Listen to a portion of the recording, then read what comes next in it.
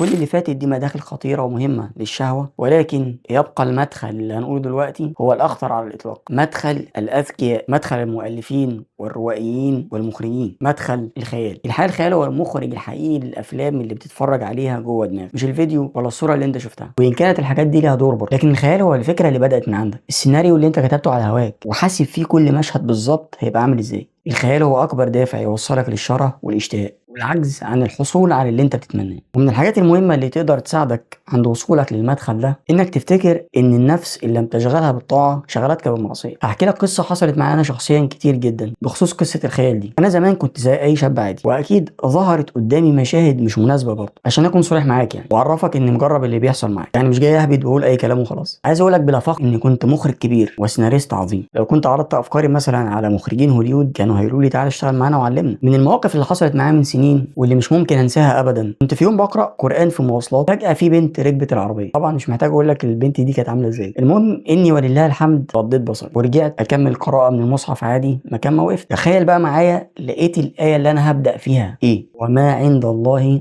خير وابقى. والله العظيم كانت لحظه مهمه جدا في حياتي. صحيح بفكرك لو نسيت تعمل لايك للفيديو، اشتراك في القناه ده لو المحتوى عجبك، وانا هسيبك تفهم الغرض من قصتي ديت بنفسك.